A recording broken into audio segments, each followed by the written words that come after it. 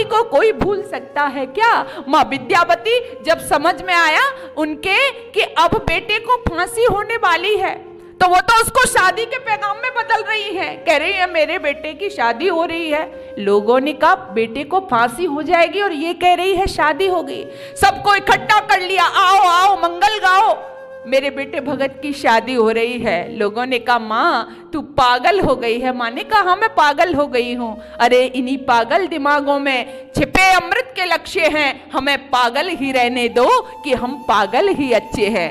वो माँ झूम रही है, गा रही है, कह रही है देश में बर्बादी है, लाने मात्र आजादी है, आओ सखियों गीत गाओ, मेरे भगत की शादी है। सुनना आसान है, मैं यहाँ से बोल रही हूँ, कहना आसान है, लेकिन एक क्षण के लिए विचार करो, जिस माँ का जवान बेटा मौत के मुंह में जा रहा हो, फांसी के फंदे का आलिंगन कर रहा हो, और वो उस फांसी के फंदे के आलिंगन को कह रही हो मेरा बेटा शादी करने जा रहा है, कैसी माँ रही होगी वो?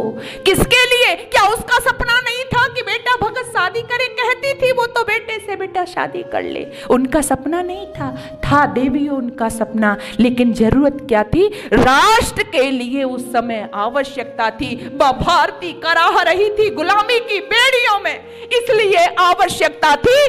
तब माँ विद्यावती जैसी अनेकों माताओं ने बढ़ चढ़ करके माँ भारती के आंसू पहुंचने के लिए अपनी संतति का बलिदान दिया।